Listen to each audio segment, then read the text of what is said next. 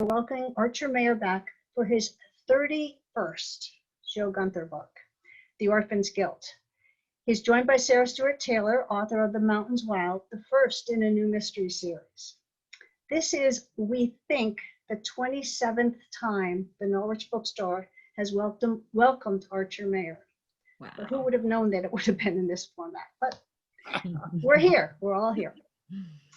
When he was young, Archer's family lived in the US, Canada, and France. He's held numerous jobs, including researcher and editor for Time Life Books, a newspaper writer, a lab technician, a medical illustrator.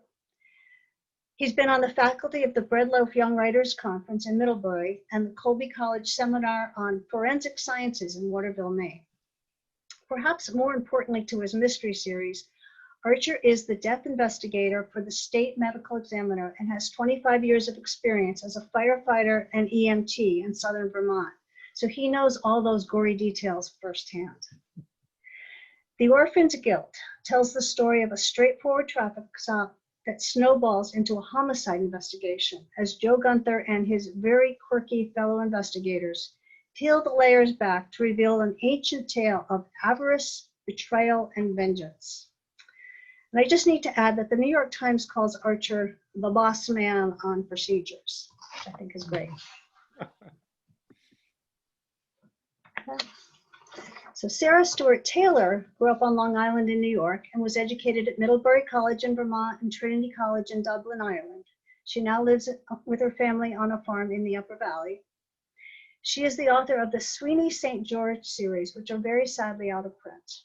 The Expeditioners, an adventure series for middle grade readers, which some of you know about, and the new Maggie Darcy series. The first, The Mountains Wild, was released this past June.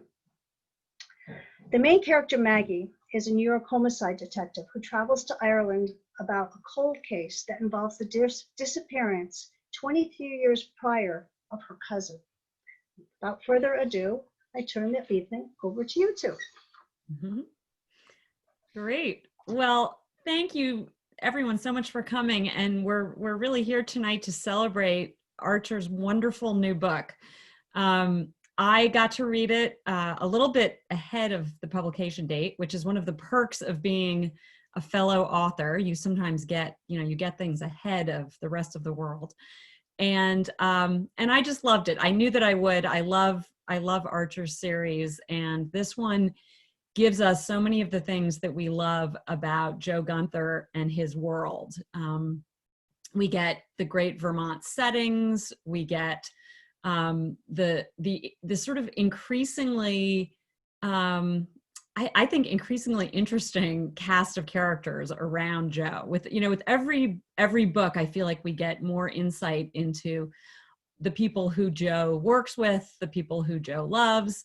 And it's just wonderful. I think it adds a lot of facets and angles to this series. The Orphan's Guilt, as Liza said, starts with a seemingly simple traffic stop, which turns into a DUI arrest. And the perpetrator in this case is a very mild-mannered man named John Rust. And there's something about the way this book starts out that I think just works so well. It feels like just feels like any other traffic stop. The cop character who pulls him over, he has a few thoughts about how he does things differently now than he used to because of some of the violence involving law enforcement officers, but for the most part, it's just business as usual. And he arrests this guy. They go back to the station, and it seems absolutely garden variety. But then John Rust's defense attorney starts digging. He hires a private eye to start digging, and that's where things get complicated. And I just love the way the structure of this book is like an onion, and each scene, it feels like, just peels away another layer from what is actually an incredibly complex and far-reaching crime that has occurred. Crimes, plural. So Archer, I would love for you to tell us a little bit about where the idea for this book came from. Did you start with that traffic stop, or did you have more of the plot in your mind and sort of back yourself out from there? Well, first of all, welcome. Thank you for being here and for asking these questions. I just want a tiny preamble that your book that Liza just spoke about is also fresh off the printing press and not be overlooked in tonight's activities. And I was so delighted that you came back, in effect. You know, I know you wandered about a little bit between series, but I wish you long life with this one because it's terrific. And I know the second one is already in the hopper.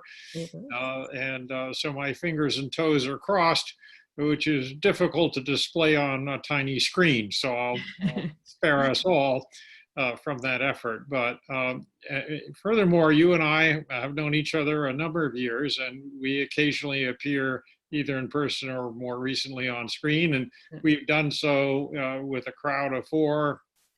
You know, in a kind of a Goldilocks paraphrase, I must say I am absolutely delighted because being with you just one-on-one, the two of us sharing a screen feels just right. Yes.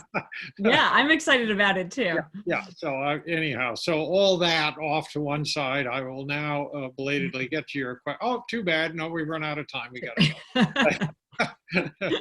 No. So funnily enough, I just go to my background. Liza touched on a good bit of it, but she didn't have the time, nor did any of us have the time to go to all the various things I've done. And one of the things was that I was actually a patrol officer for Bellows Falls Police Department, and then I segued over to do juvenile sex crimes, and then I worked as a special investigator for the state's attorney's office. Now, I invoke all of these things because obviously for all the years that I did that, superimposed on the different job, which is the death investigation, which I've done for 18 years, all of this commingles, combines, and confabulates into an extraordinarily rich load of data that I can pull on, emotional data, to your point about the interpersonal intertwining. So more than once, I pulled people over. You know, you'd see an erratic behavior and whatnot. And I too had begun my shift by putting on a bullet-resistant vest, never to be called a bulletproof vest because it doesn't do that. It's a wing and a prayer. And it's purchased by a boss who had a budget, so you don't actually know if you're getting the really good vest or the cheapie, but you put it on, and when you put it on, you either consciously or not make the connection that the reason you're putting on that part of your uniform is because everyone's out to kill you. This is unusual in most jobs. I don't know about you as a writer, but I rarely set to work writing a book with that thought in the back of my head, unless, of course, you look at criticism as being fatal. So how many times do you pull someone over in the real world and you position the lights just so, and you angle your car so that the engine body would stand between you and a bullet that might be heading your way, so that when you get out of your cruiser, you're not totally exposed. And then you go around the back of your cruiser and you approach down the side and you put your hand on the bad guy's, possible bad guy's car, so that your fingerprints and DNA are on that car, so that when he kills you and drives away, there's some evidence connecting the two of you. This is all training. This is all just textbook stuff. This is why you go to the academy. So by the time you're knocking on the guy's window, which you do, again, from a positional advantage, you've done it from his blind side. You hit him with a flashlight so that you can check. And on certainly one occasion, I saw a weapon lying on the ground between him and me. And I don't know what he had in mind, but he certainly wasn't going to act on that because I had highlighted it.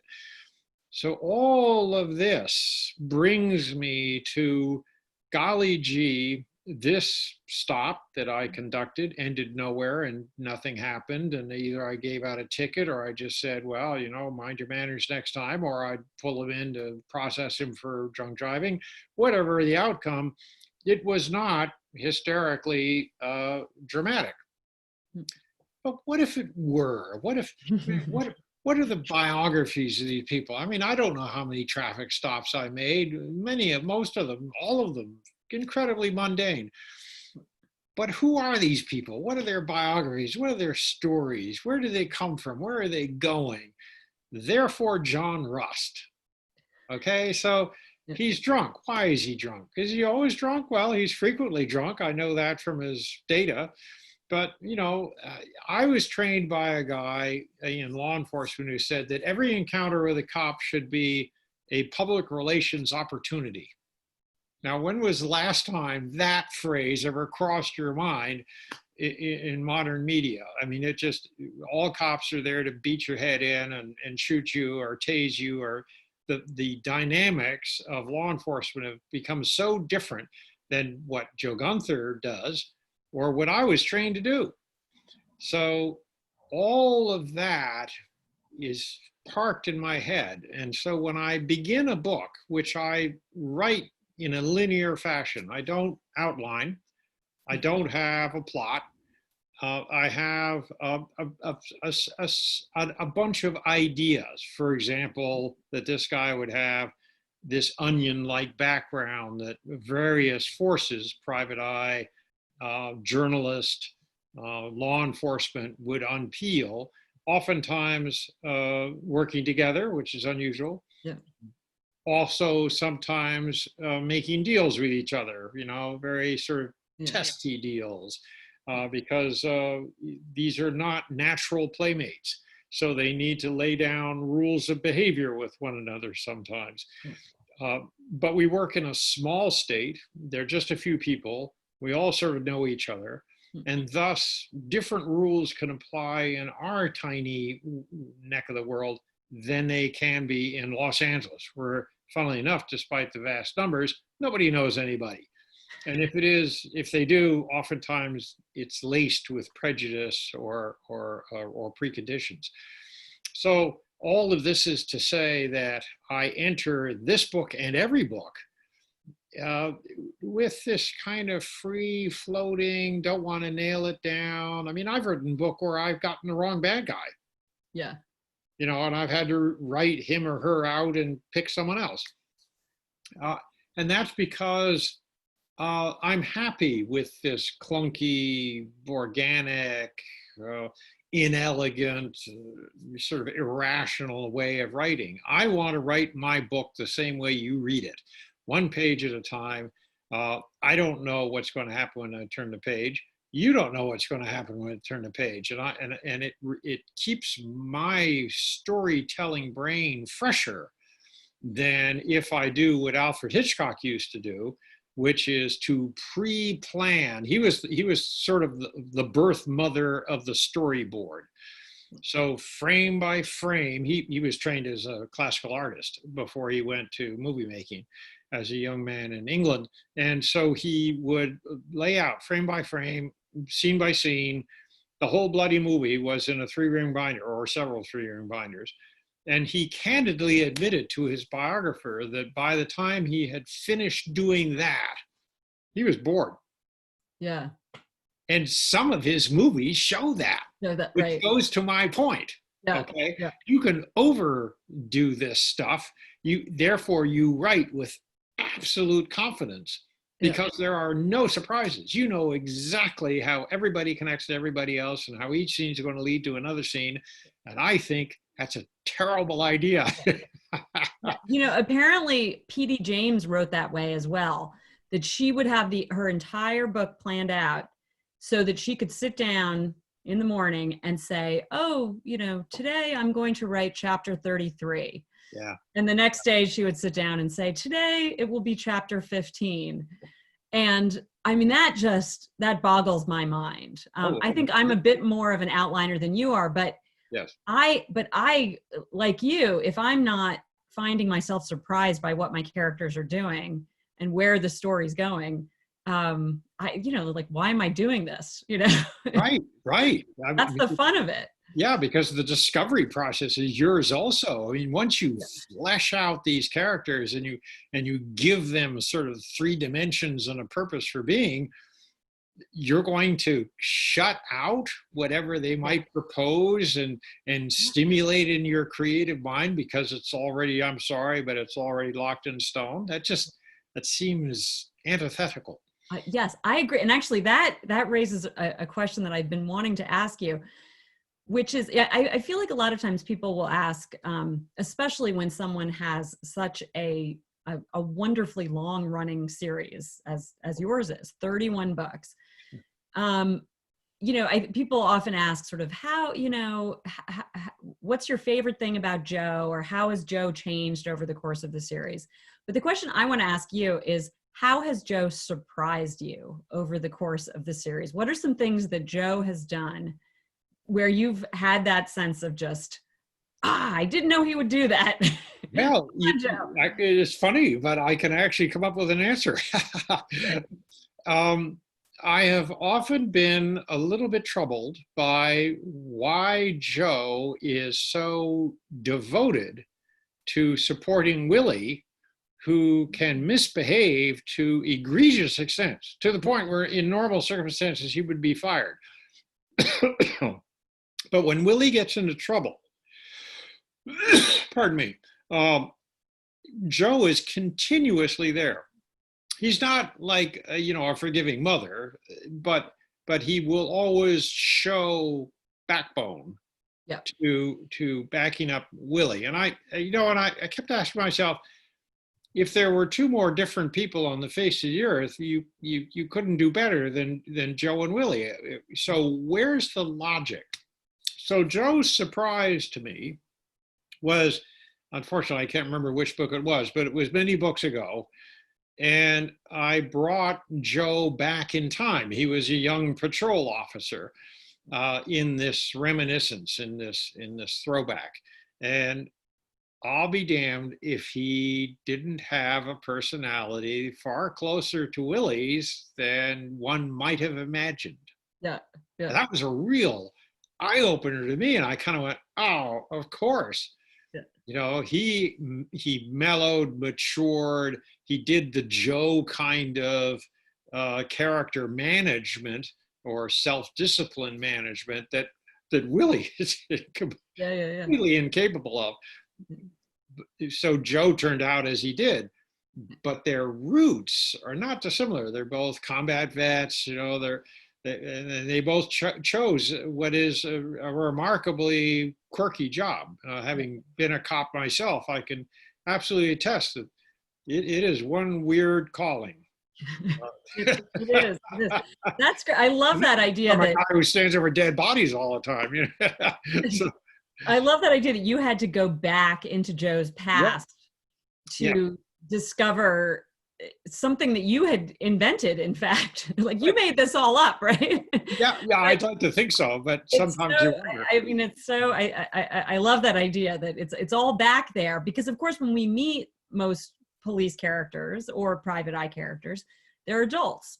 Yes. And they have a certain personality, and they sort of show up in the first book in a series with a way of interacting with the world. And I love that idea of kind of being able to go back and figure out why Joe is the way he is. It's great.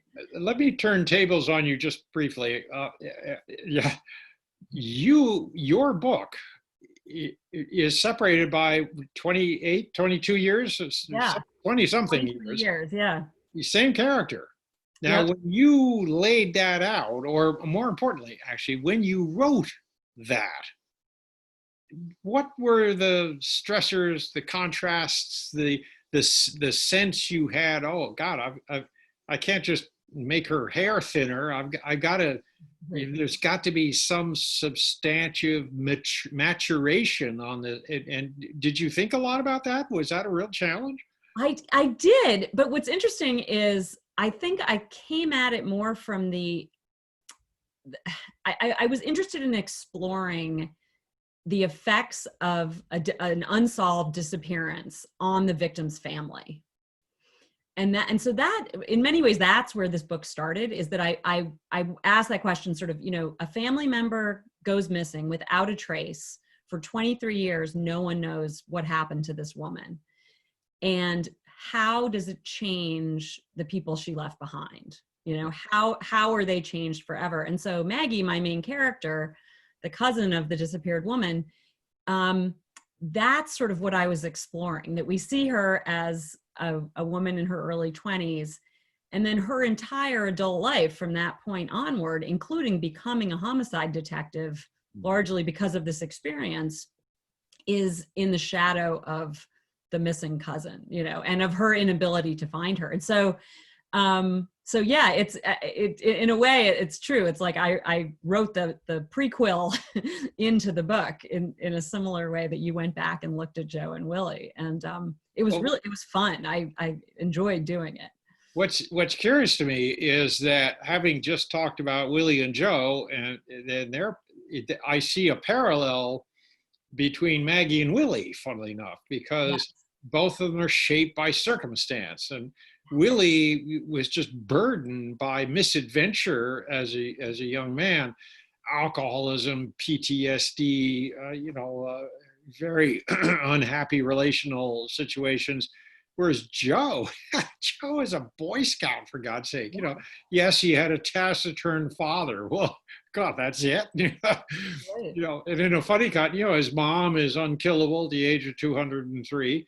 And she's still in the family house, and he's stability personified. Yeah. No, that's really interesting. I'm glad we sort of got there. So one other question that I really wanted to make sure to ask you, because I think anyone who's from Vermont, I know we have a lot of Vermonters on the call here, but people from other states as well. Archer's books are set in Vermont, and he sets them in real places. He sets them in our actual towns and cities. And that's one of the things that I love about the series. I think it's one of the things a lot of people love about the series. And I was thinking that it's this sort of funny thing where in each new book, Vermonters there's always this moment where you say, like, okay, where's this one set? And Upper Valley residents, I'm happy to tell you that this new book has scenes set in both Windsor and Springfield. So there's some good opportunities to scout, as well as some of Joe's familiar haunts. I want to know a little bit more about how you do this research, Archer. I have this image of you driving around the state on your motorcycle, scouting these locations. You're almost like the Google car, right? That you drive down the road, and we know that you were going to show up in an Archer Mayer book. So talk a little bit about how you research the locations for your books, and how you choose the locations. That certainly explains all those funny looks I get. The camera mounted on my head, So I set out with two missions pertaining to that precise topic at the very beginning, in open season. Place was to be as fundamental to the series of books as character was. So Vermont would be as real as Willie and Joe and the others.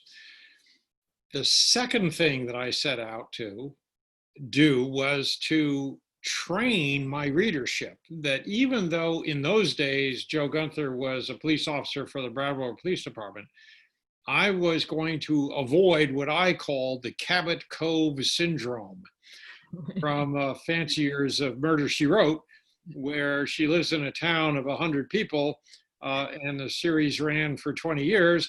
And she butchered the entire, population of Cabot Cove probably 200 times over. My pet theory has been, there is no greater horror than to be a realtor in Cabot Cove.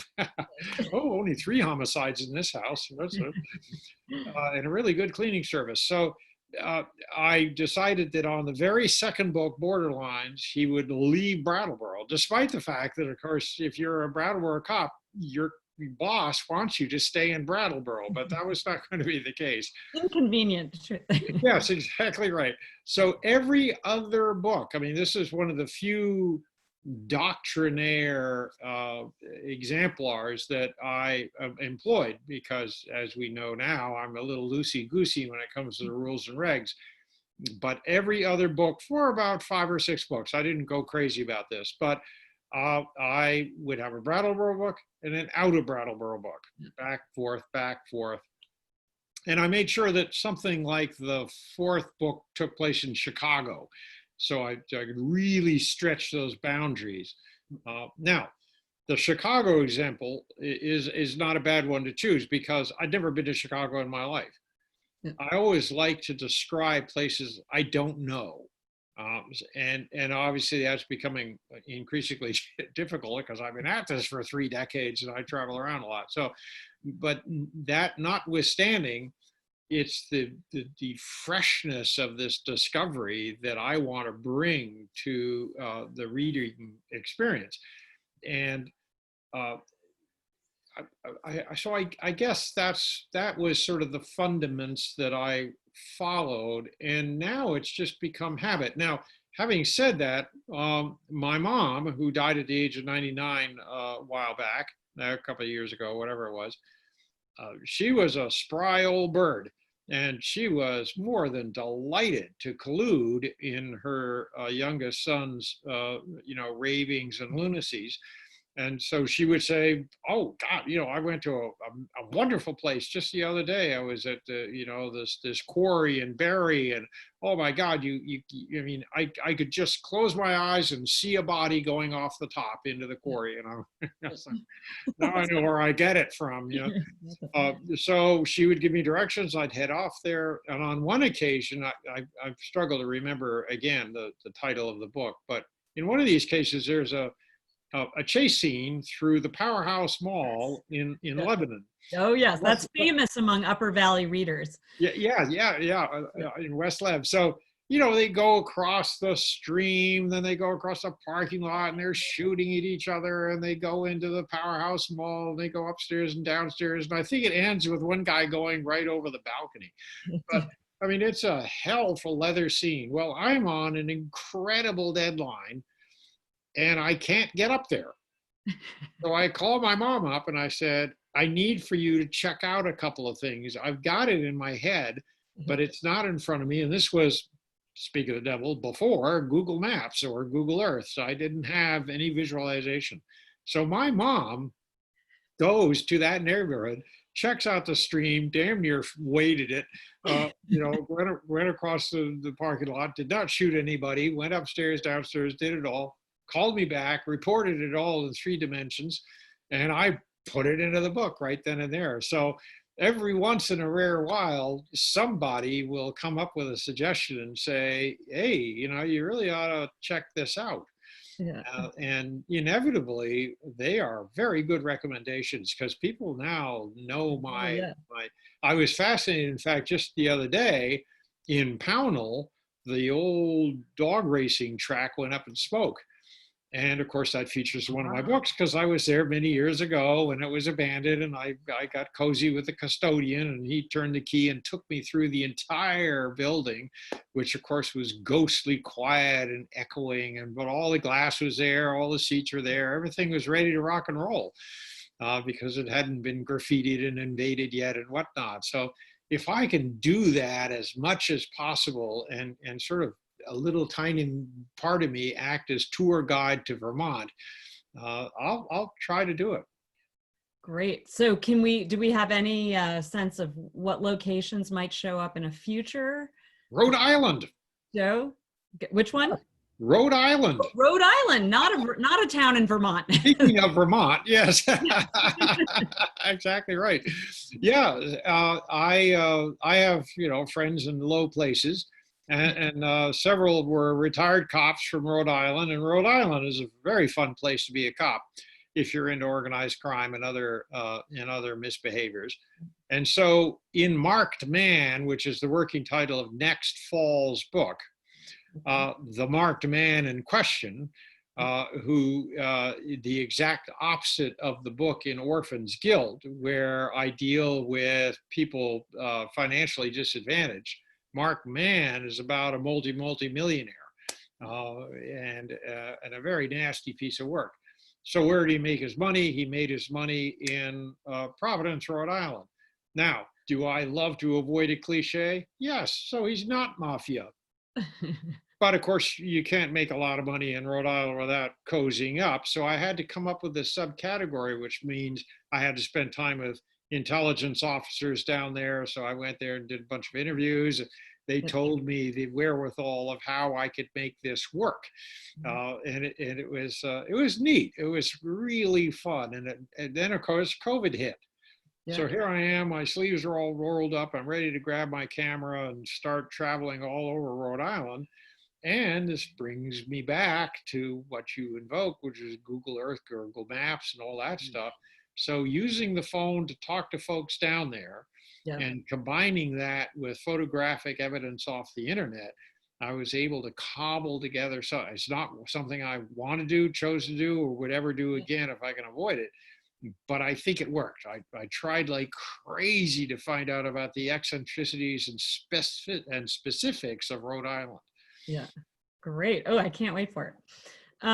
So I'm gonna ask another question or two. If you all out there have questions, please put them in the chat, and we're going to make sure to leave some time for Archer to answer your questions. So please write them in that chat. If you just go to the bottom of your screen, you'll see it says chat, and if you click on that, it'll give you a place to write a message. So 31 books, which is, it's just amazing. You'll get there. Yeah, that's what I have to count. How it's going to be a while, but how do you keep yourself? I mean, clearly you have stayed interested in these characters. Yeah. It shows through in the books. I don't think there's a single book in your series that feels rote. They all feel. There's curiosity. I know you say you write from a place of curiosity, and you can feel that curiosity in your books. But how do you keep it? How do you keep it fresh? And has there ever been a moment where you struggled with that, and you had to sort of employ some new techniques to either have a resurgence of interest or to keep yourself interested? Well, I actually, it was paramount in my brain from the get-go. If there was any fear at all, it wasn't writer's block, it wasn't running out of plots, it wasn't, oh God, where do I have it take place physically? Every single time, the challenge, the thing that I really hold foremost in my head is don't be boring. Yeah. It takes me a year to write a book, takes the publisher a year to publish a book.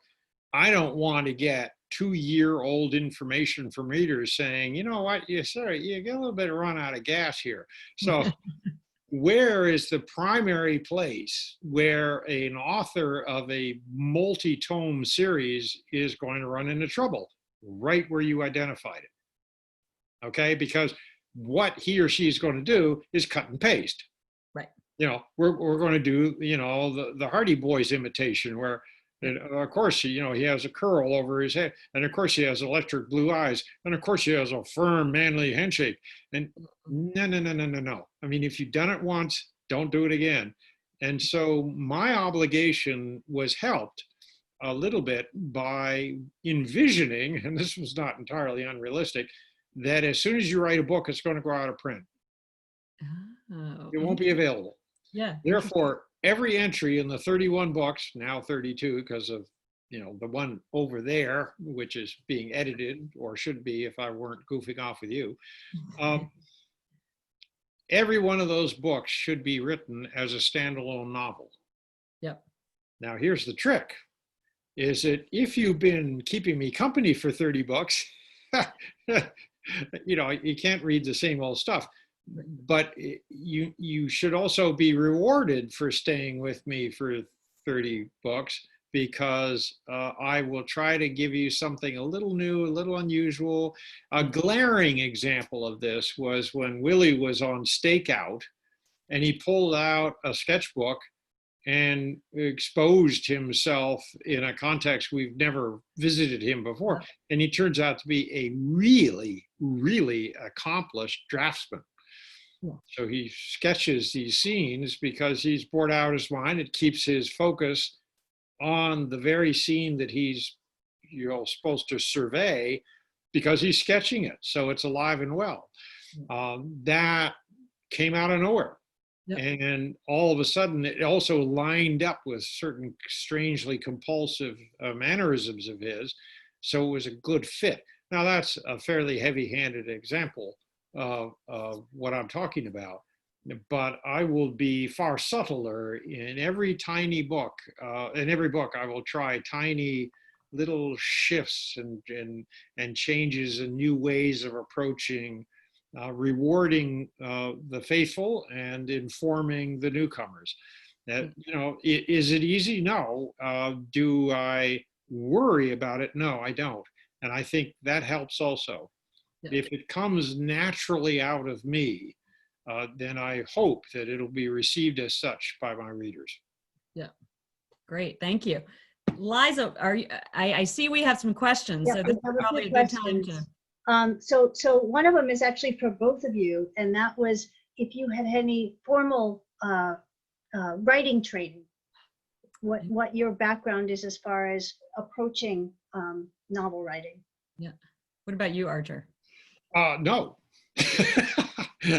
I went to college and as a freshman, I had just learned to speak English as I do now because I was brought up overseas and spent high school in the United States going through that process.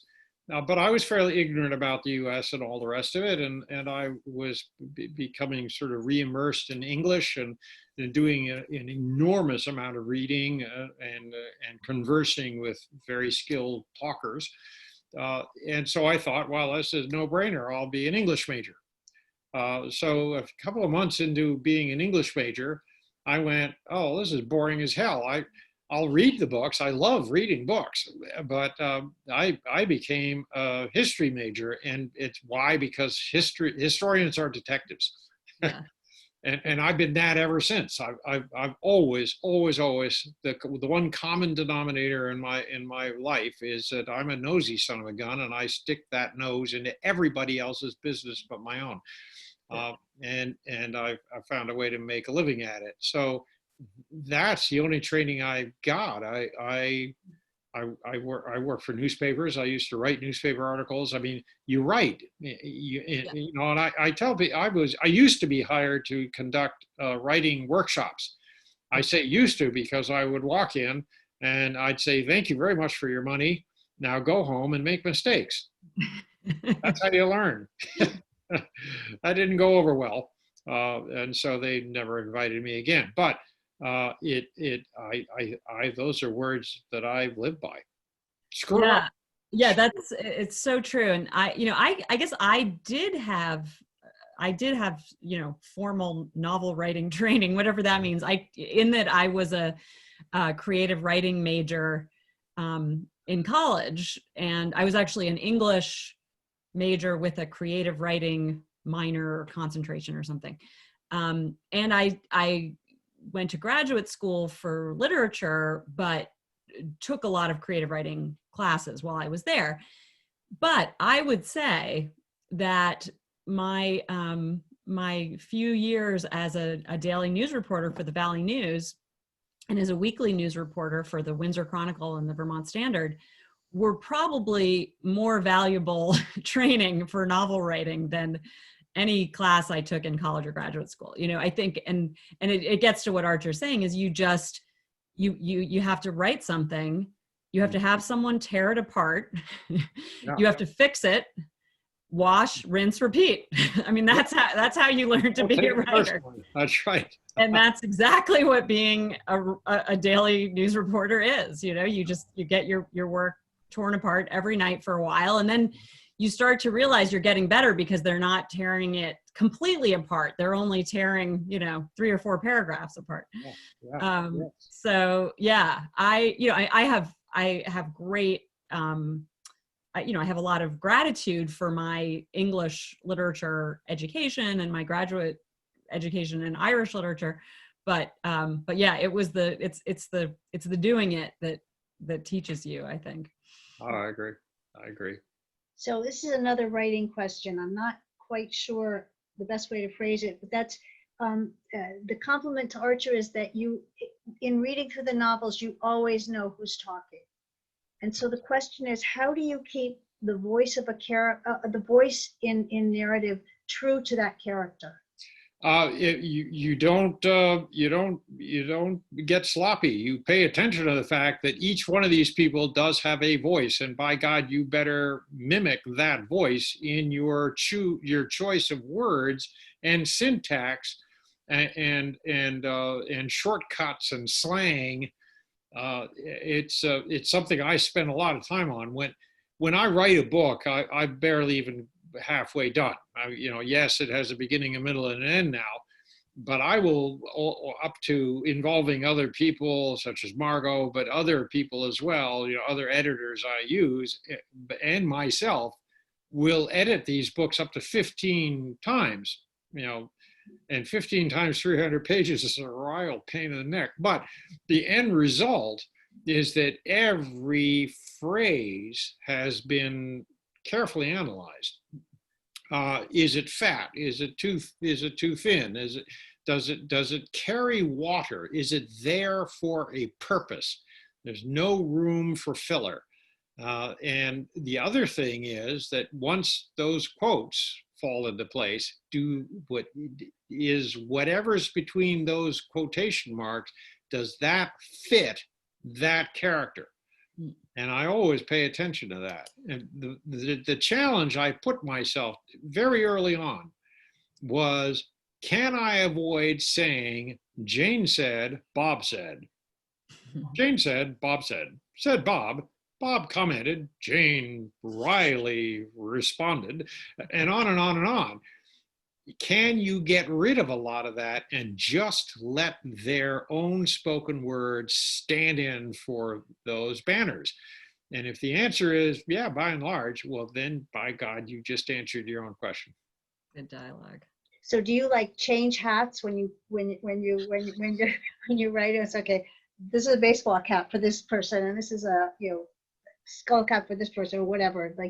How do you? I do, in a way, in the edits, because I do so many edits. I'll do, okay, this is my dialogue edit. This is my location edit. This is my continuity edit. And then there's one last edit, which I do, which is the music edit, because I associate language usage with tempo, tonality, a cadence, a musicality. And you never want to interrupt the reader's daydream, if you will. The fictional daydream is what John Gardner used to call it. But if you can occasionally make them pause and go, wow, that was well said, or gosh, I've never heard it described that way. And it's seamless, it fits in, but it introduces the artistry of your effort along with the plot and the character and the place and all this other mechanism. If you can enrich this style of writing, which a lot of people, they're murder mysteries, brain candy. No. These have got to be the best goddamn novels of which you're capable. They just happen to have dead people in them every once in a while, Yeah, and I hold that sacred. Yeah. Sarah, how do you keep your characters' voices separate? Do you have a method that you work with? Yeah, I think Archer's description of trying to strip out as many dialogue tags as you can is the way to go. I've taught some writing classes where I ask students to do that, to write a long stretch of dialogue where they don't get to use any dialogue tags. and then they read it aloud, and we have to tell them if we can tell who's speaking. And that's, I think that's a great exercise for anyone looking to improve their dialogue. The other thing that I like to do, and I've told my writing classes to do this, and I'm always worried that someone's going to get arrested and they're going to point the finger at me, but I eavesdrop on people's conversations in public. Of course I can't do this anymore right now, but I love to go sit in a coffee shop in regular times and eavesdrop on conversations and listen. You have to, the way that we think people speak when we write is not the way that people speak. And so listening to real conversations and sort of understanding how people abbreviate and pause and just the way that they use language every day is really, really important. I think it really helps. And then, because I have a lot of Hiberno English in my Irish set novels, I actually hired an Irish editor to just look at the dialogue spoken by Irish people, because I work really hard to kind of remember the way English is used in Ireland, and I read and I watch film, and but I need a little extra help because I'm not right there on the spot all the time. Yeah, you're not immersed in it now. Exactly. Did you study the Irish language when you were there? I did. When I was in graduate school, I took one sort of introductory class in the Irish language, which some people know it as Irish Gaelic as opposed to Scots Gaelic, but in Ireland, they just call it Irish. And I took sort of an introductory class. I learned a few phrases, but then in the last 3 years, I've started taking formal classes and learning it more intensely, and it's been really fun. By the way, a historical footnote on dialogue. Yes. If you really want an insight as to how incomprehensible spoken language looks like when it's put on page, yep. Of course, you can't really do it easily now, but in the day, get hold of a copy of the Nixon White House tape transcripts. Oh, yes. Almost unreadable. Yeah, and that's the trick, isn't it? That you want to have enough of actual spoken English that it feels authentic, but it can't be exactly the way people speak. Exactly. No body language. It would be nonsense, right? So that's a perfect lead into the next question, and that's about translating your books into other languages. Yeah. Have either of you had books translated? And if so, is there a funny story that sort of goes along with that process? Well, yes, I've had let's see, German, Italian, French, Japanese, and British, which, as it turns out, is in fact slightly different. The funniest thing was the Japanese published. And now, of course, they don't do this anymore. This is back when people thought I had potential. But the Japanese copy came to me for Open Season, the first book in the series. And I just coincidentally, I was going to an international school to do what I call an author imitation, which is what Sarah and I are doing tonight. And there was this kid from Japan. And I'd just gotten the mail. So the bloody book was in my pocket. So I pulled it out and I showed it to this kid and I said, tell me what it says. Does it say open season? That's a phrase for us. It can't have the same meaning in Japanese.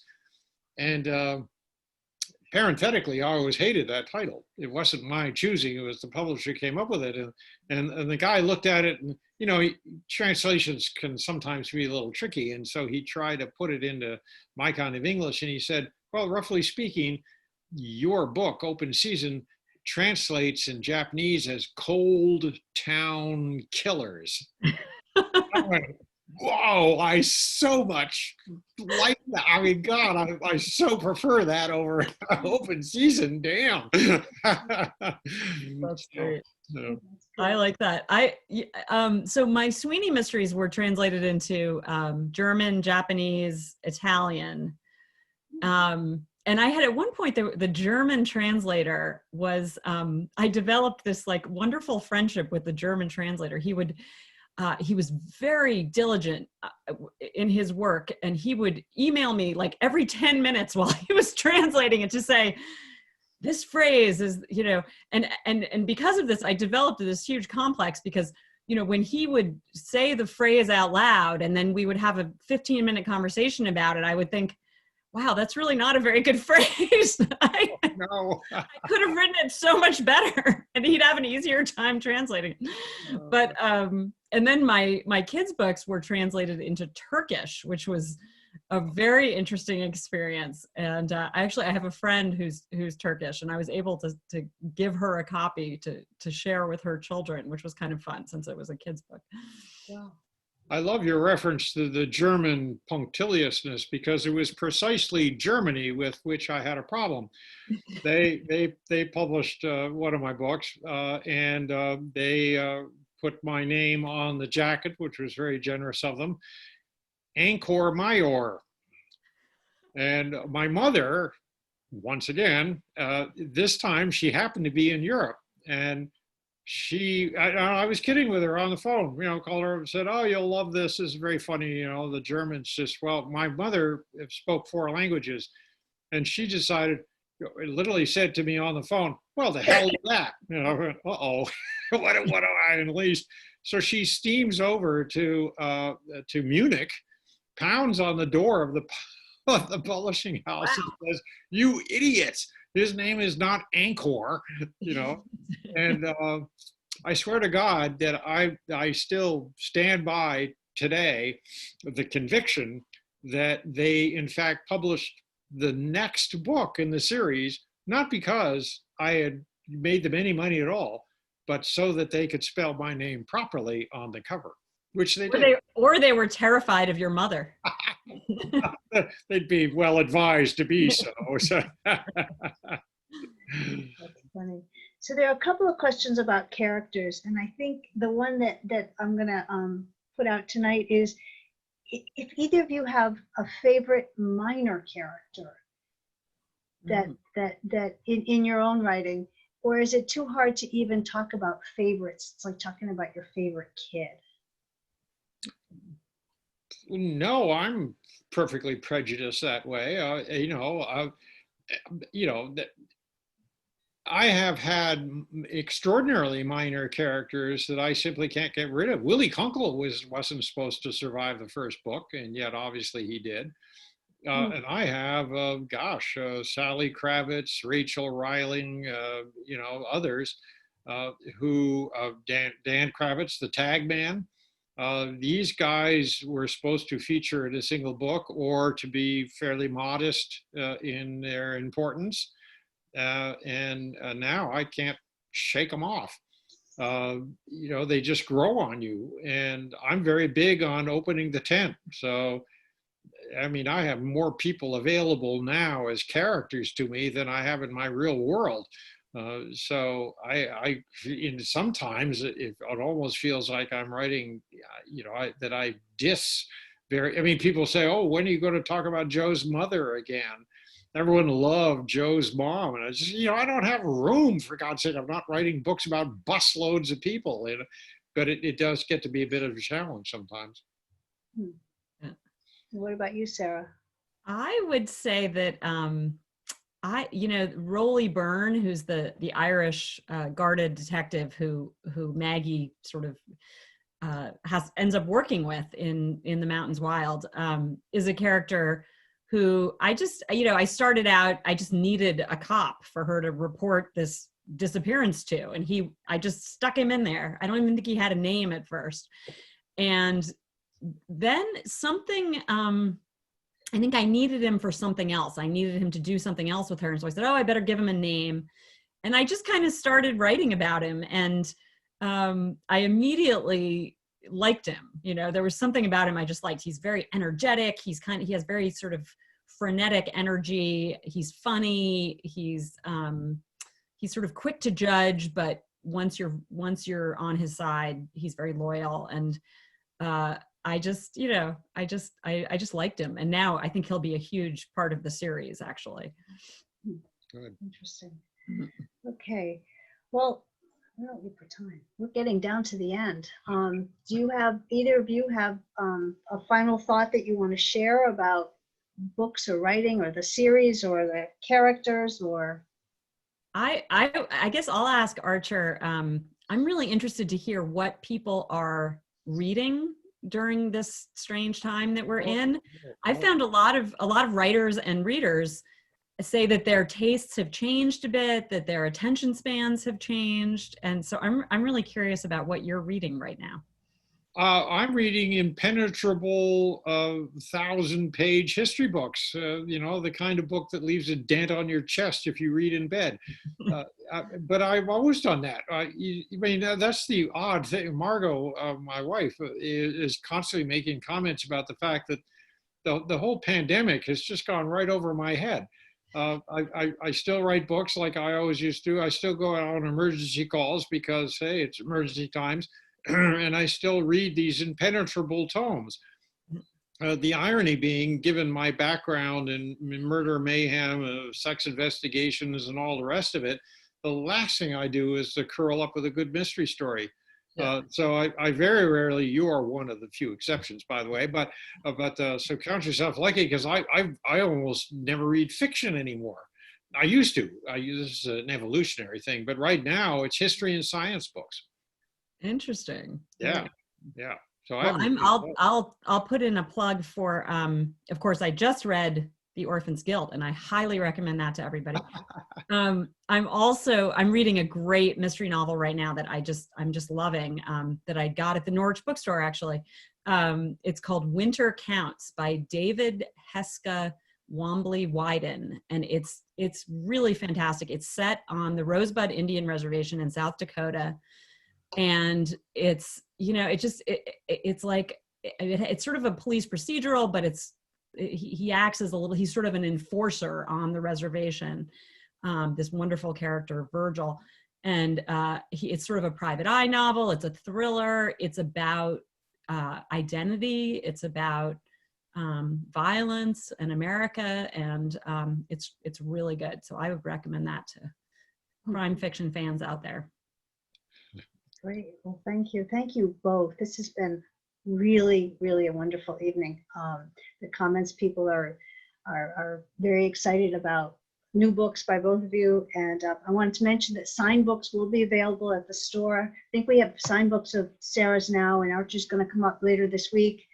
When the weather's good, he'll come up on his motorcycle. And so if you want a signed copy, when you place an order, just let us know. And you can find links to the books in the chat box, or you can go to our website or call, or whatever works for you. But if you do go to our website, you'll see a lot of our other events that are coming up. And while you're there, sign up for our newsletter and or for an appointment to browse in the store. It's just amazing. People can come in the store. We're really glad you could join us tonight, and look forward to reading more from both of you. So thank you, thank you, thank you. Thank you for the opportunity, and thank you, Sarah, for being yet again a splendid interviewer. Well, Archer, I always like talking to you. Any opportunity to chat with you, even if it's in this weird virtual. Yeah, I know. Yes, I can't touch you. Yes. So thank you so much, Liza, and thank you to the Norwich Bookstore for putting on these events. It's a lot of work, and it's so meaningful for writers and readers, and so thank you. Oh, you're more than welcome. Just keep writing, and we'll keep doing it. What? And I did coordinate my outfit to go with them tonight. Yes, it's perfect. Splendidly, I might add, splendidly. It was completely inadvertent, but maybe it was inspired. These books are great, and I'm really glad everyone could join us. So thank you, thank you, thank you. Thank you. Night, night. Good night. Good night.